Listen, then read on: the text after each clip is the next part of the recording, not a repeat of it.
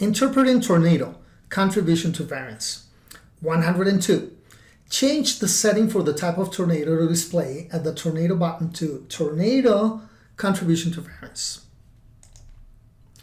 For this type of tornado graphs, the length of the bars shown for each input distribution represents the amount of change in the output attributable to each input.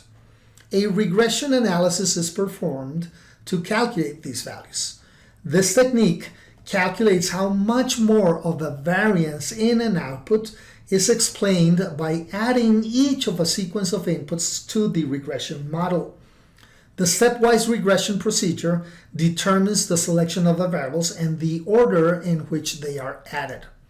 You should be careful to notice that, as in any regression technique, when input variables are correlated, the regression can pick any of the correlated variables and ascribe much of the variance to it and not to inputs correlated with it. Therefore, when inputs are correlated, caution should be considered in interpreting the contribution to variance results. In this case, however, there is no correlation between the input variables, so the interpretation of this graph comes in clean. 103. Change on the tornado icon the bar display option from magnitude and direction to magnitude only.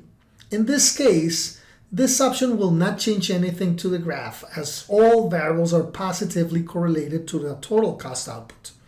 Magnitude and direction displays a bar going left of the baseline when the input shown in the bar is negatively correlated with the output, and to the right when there's a positive correlation.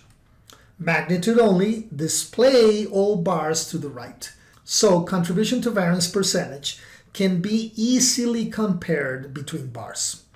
The sum of all percentages on either cases will always add up to 100% contribution to variance. This chart shows that the first two variables explain close to 3/4 of the total contribution to variance of total project cost. By adding the third variable, subcontractors go out of business. Close to 85% of the total contribution to variance of total cost can be explained.